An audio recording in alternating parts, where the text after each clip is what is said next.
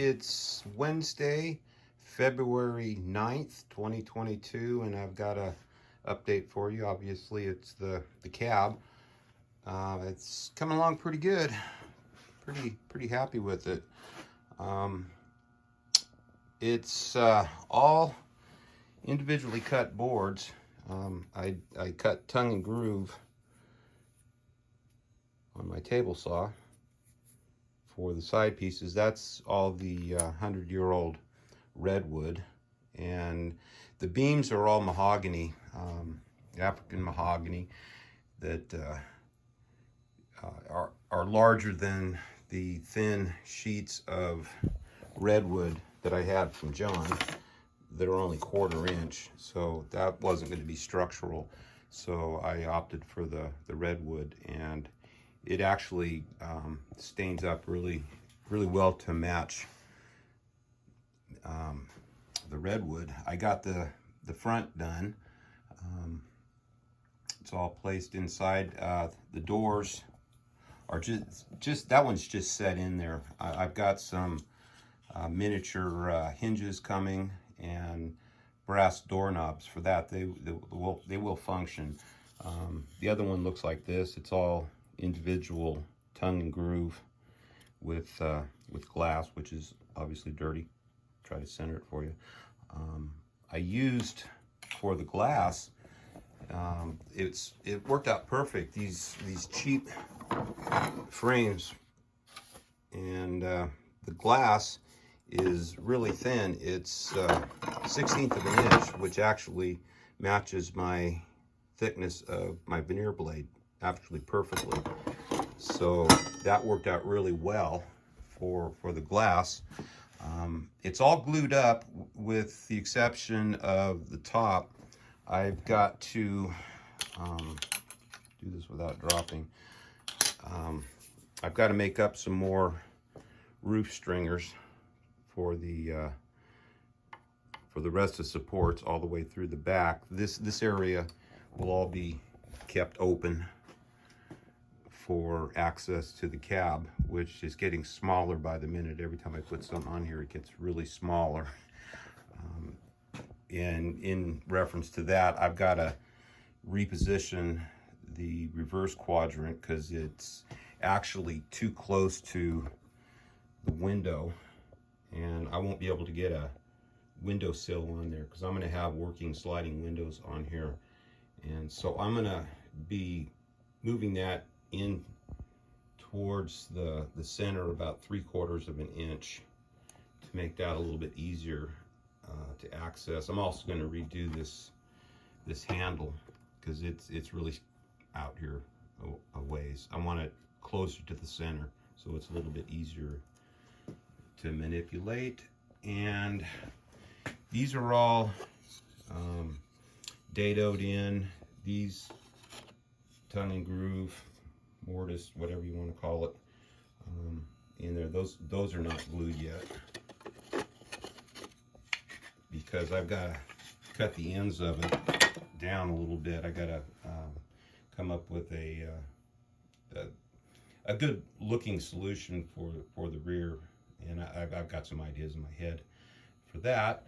I also got the windows in on the back, and again, that's all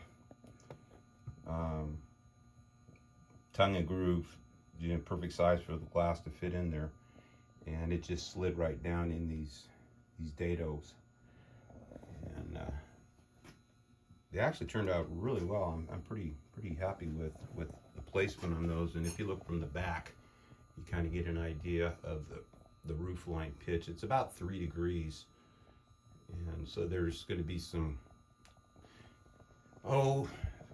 more complicated cuts on the rear to do that, and I've got to figure out a way to place the roof on there.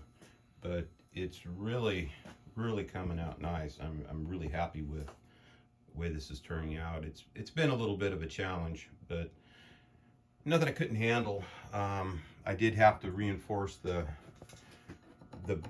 back of the front, because all those cutouts with the window and the tongue and groove just really wasn't you know, structurally as sound as I would like.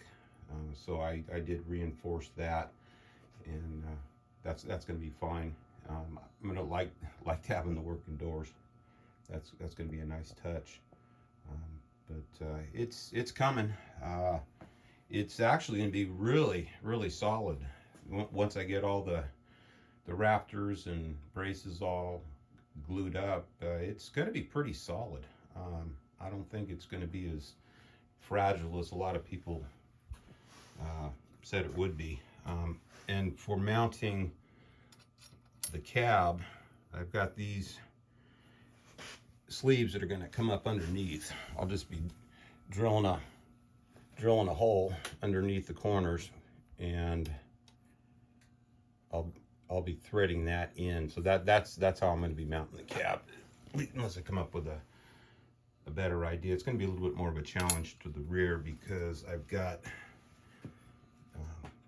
difficult access to this side, so I'm not quite sure. I may have to put in a brass plate on the back that I'll just screw in with these screws down here that mount the running board.